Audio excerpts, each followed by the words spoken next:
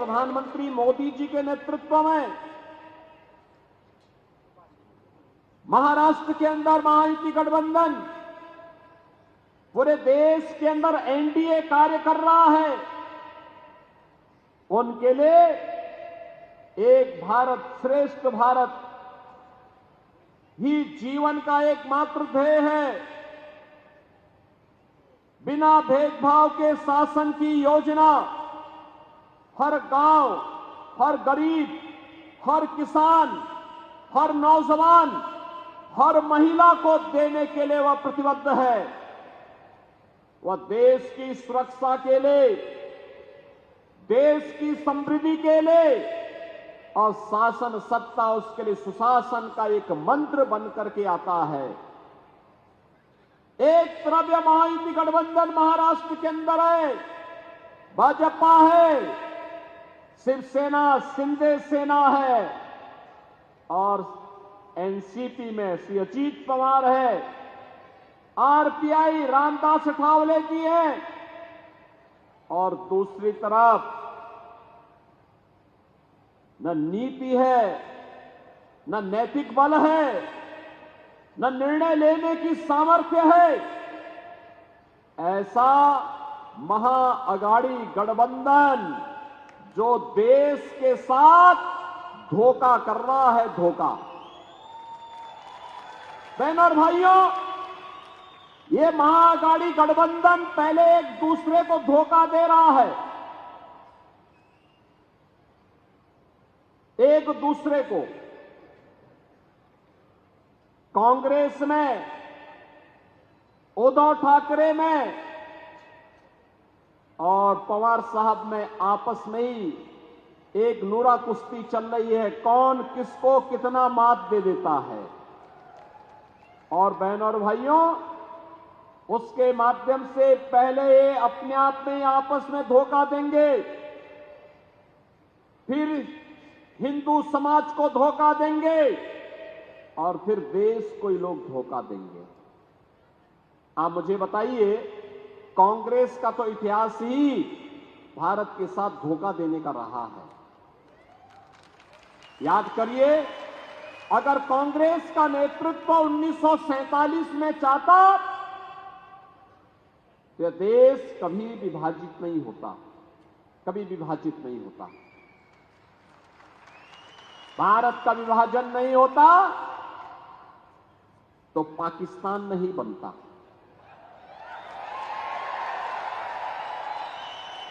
पाकिस्तान नहीं बनता। जिनको यह भय था कि मुसलमान दंगे करेंगे, उनसे तो हम वैसे निपट लेते जैसे आज निपटते हैं।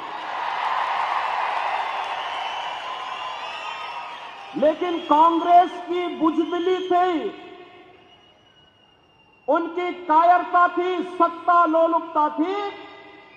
उन्होंने देश के विभाजन को स्वीकार करके हजारों वर्षों से जो भारत एक भारत था, उस भारत को दो टुकड़ों में बांट दिया। बदले में मिला क्या? लाखों हिंदू काटा गया, लाखों हिंदू काटा गया। अब तो कांग्रेस के लोग उस सच्चाई को भी स्वीकार नहीं कर रहे हैं। कल यहां पर श्रीमती प्रियंका वाड्रा जी आई होंगी, वो भी सच्चाई को नहीं बोली होंगी। उन्होंने विकास के बारे में कुछ नहीं कहा होगा, सुरक्षा के बारे में कुछ नहीं कहा होगा, आतंकवाद के बारे में नहीं कहा होगा, नक्सलवाद के बारे में नहीं कहा होगा,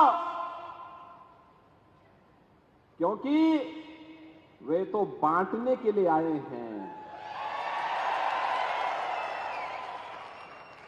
कांग्रेस के अध्यक्ष हैं श्री मल्लिकार्जुन खड़गे, उम्र दराज हैं, लेकिन सच बोलने की हिम्मत नहीं करते हैं।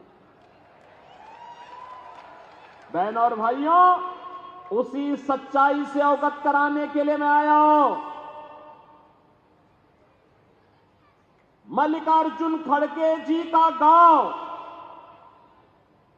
आज के कर्नाटक के बीदर जनपद में बारावती गांव है और बारावती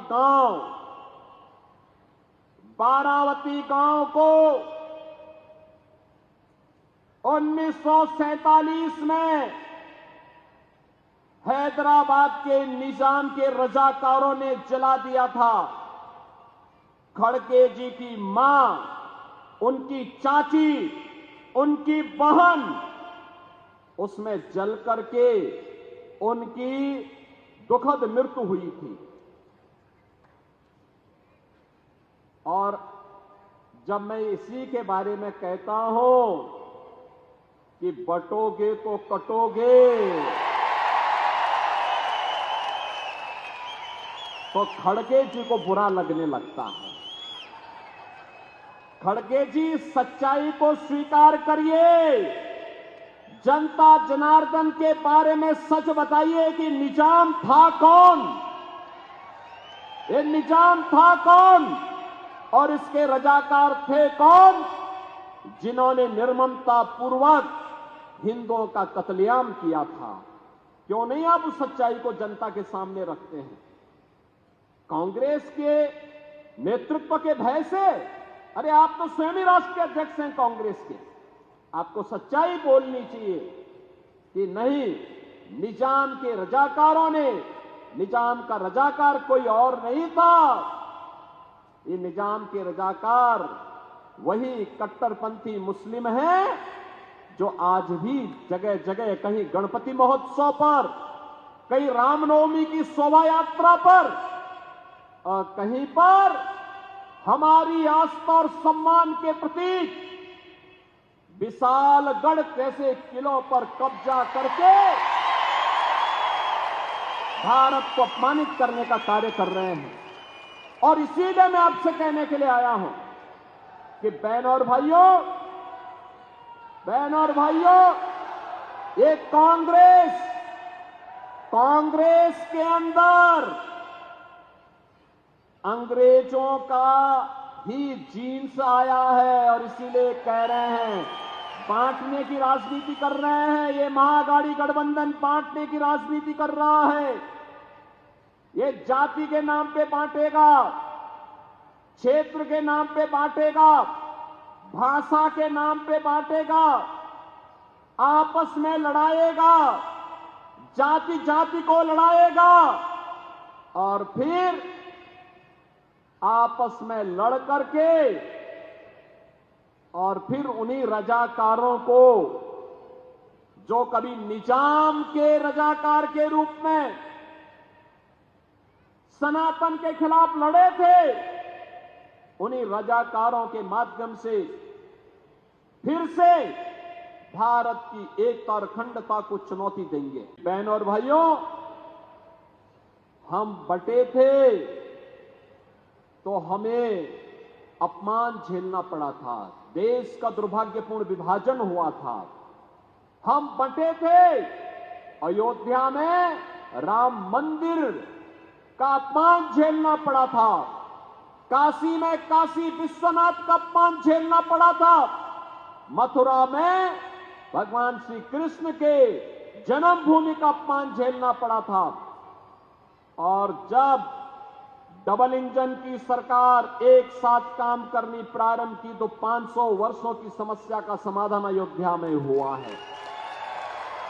आज आप अयोध्या में देखते होंगे, अयोध्या में भगवान रामलला विराजमान हो गए हैं, भव्य मंदिर का निर्माण हो गया है।